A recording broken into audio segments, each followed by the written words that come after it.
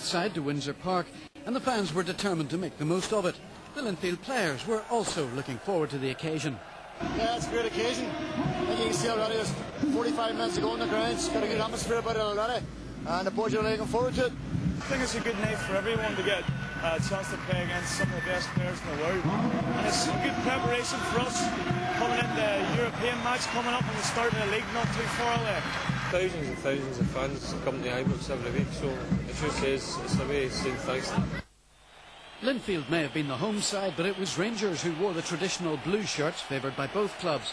A Linfield corner in the opening 10 minutes gave them a great chance to open the scoring, but Rangers reserve keeper Alan McGregor managed to keep the header out. At the other end, Michael Moles was unlucky when his snapshot went just wide. But Rangers did go ahead on the half-hour. New signing Kevin Muscat first took a throw-in and then sent in a cross which missed Tor-Andre Flo, but fell nicely for Billy Dodds to hammer past Alan Manus. And Manus had to be at his best just before the break when Moles got on the end of a Flo knockdown and almost made it 2. In the second half, Linfield frustrated Rangers without creating too many chances, but eventually the visitors increased their lead when Rangers substitute Russell Latapi showed some neat passing before sending Flo in to poke the ball home for a 2-0 win. It's a good workout for us. Clearly some of our guys needed that game. Linfield worked extremely hard. You can see they pressed us, and I didn't think they could sustain the work level for the 90 minutes, but credit to them. But we've had a marvellous reception here, and we're really delighted to come and say our thanks to the fans. And we did in the second half. I thought we created a couple of chances, hit the bar. A couple of skirmishes, a couple of crosses we could have got on the end of. I think I was really pleased with the first half. Second half, their fitness showed. It would be nice if this could be, if not an annual event, certainly biannual.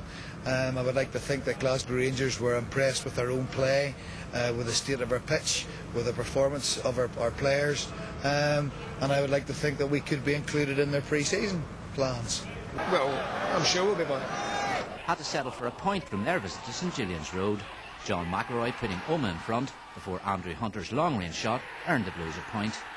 I knew it would be tough. It's been tough. I think we've played Oma twice over the last 3 years. This will be a third.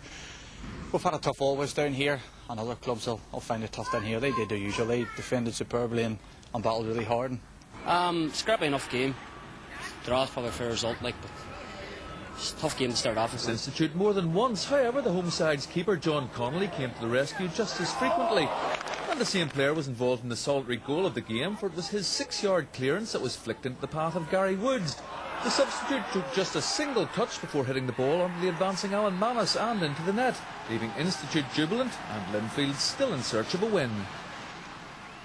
Realistically, Linfield went into the game with the aim of restoring lost pride rather than overturning a 4-0 first leg deficit, and they certainly succeeded, keeping up their lengthy unbeaten home record in Europe. However, it was a night of mixed emotions for Glenn Ferguson. The former international shot the Blues into a 44th minute lead, Stephen Collier the provider. Stabeak were then reduced to 10 men, Andre Flem being dismissed after an incident with Darren Murphy. Mark Picking then had the chance to make it 2-0, but his shot went past the post. Then controversy erupted when Ferguson and Norwegian defender Inge Andre Olsen tangled, and both players were given their marching orders. Worse was to follow for Linfield when Stabeak equalised through Trygve Gudmundsson, who capitalised after Hugh Dixon's attempted pass was intercepted. So it finished. It was the story of a new boy and an old head.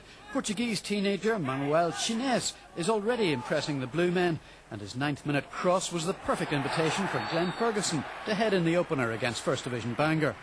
Linfield manager David Jeffrey was still striding down the touchline after the break when Chines himself took advantage of some good approach work and fairly blasted in a spectacular volley. And it was 3-0 not long after that, when the referee had a clear-cut penalty decision to make, and Ferguson scored his second of the night. In fact, he could easily have had a hat-trick, but this effort flew down off the crossbar, but just failed to cross the Bangor line. It was also 3-0 at Mourne. Growth and Navan at Mourneview Park, and is already a big favourite with the supporters. Glenn Ferguson almost snatched a late winner. 0-0 it finished, but the managers not too concerned. We hit the post, we hit the bar, we had one cleared off the line. I can't ask for nothing more than that. And certainly by a 1-minute silence in memory of those who died in the attacks on America a year ago. Glenn Ferguson was playing his 200th game for Linfield, but it didn't look like being a happy occasion in the early stages. The Blues' early efforts were foiled by Distillery, and Alan Manus had to be sharp at the other end to keep the scoresheet blank. Then, with 23 minutes gone, John Martin went down after a Hugh Dixon challenge. Penalty, said the ref, and Mark Holland took the opportunity to put the Whites one up.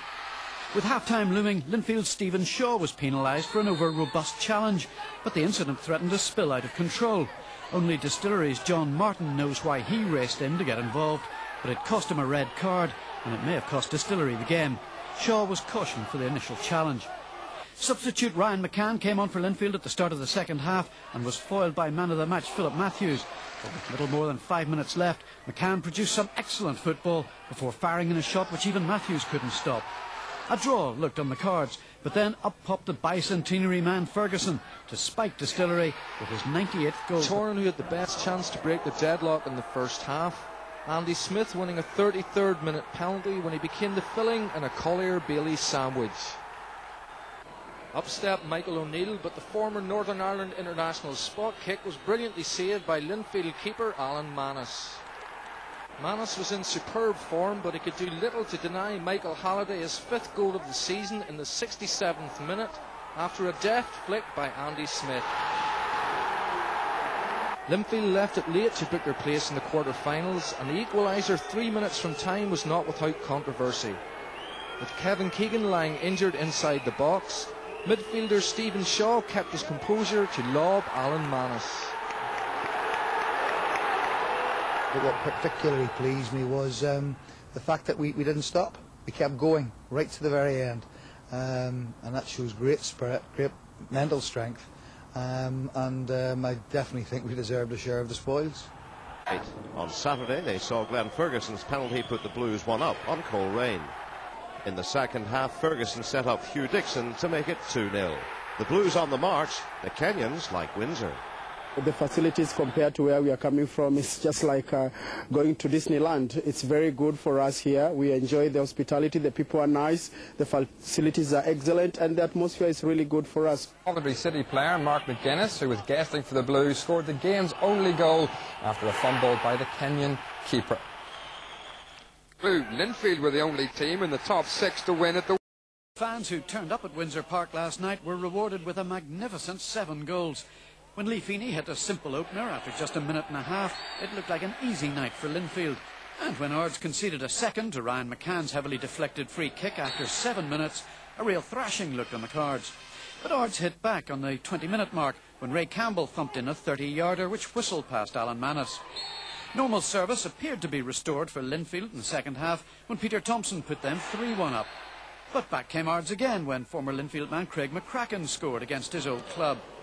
And with 70 minutes gone, the Ards comeback seemed complete as Peter Lowry burst clear of the thin blue line and tied things up at 3-3. Both sides could have gone on to win, but only one did. Ryan McCann provided the cross, Chris Morgan provided the header, and Linfield eventually won the game, much to the manager's relief. First 15-20 minutes we were well in control.